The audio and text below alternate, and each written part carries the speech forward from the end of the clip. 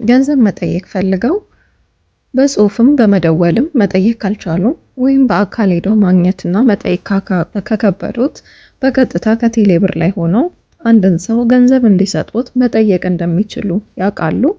እንደምታዩት የቴሌ ብር የመጀመሪያው ገጽ ላይ ገንዘብ ለመጠየቅ የሚል አለ። እዛ ላይ ገብተው መጠየቅ ይችላሉ። ለመጠየቅ ከታች ያለውን አማራጭ እንመርጣለን። አዲስ መጠየቅ ለማዘጋጀት ይላል። ከዛ ለራሱ ከሆነ ለራሱ፣ ለነጋዴም ከሆነ ለምሳሌ እቃ ገዝተው እንዲከፍልሎትም ሊሆን ይችላል መጠየቅ ይችላሉ። ለራሱ ከሆነ የፈለጉት የተጠያቂውን ቁጥር ያስገባሉ። ለምሳሌ እኔ እንደዚህ የሆነ ቁጥር ላይ 100 ብር እንዲልኩልኝ መጠየቅ ብፈልግ በዚህ መልኩ ማስገባት እችላለሁ። ከዛ ይላኩ ይላል።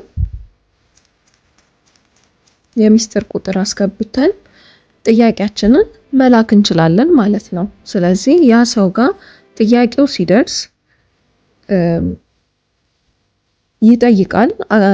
ተቀባይነት ካገኘ ከቴሌ ብር አካውንታቸው ላይ ተቆርጦ በቀጥታ ወደ እርስዎ ብሩ ገቢ የሚደረግ ይሆናል።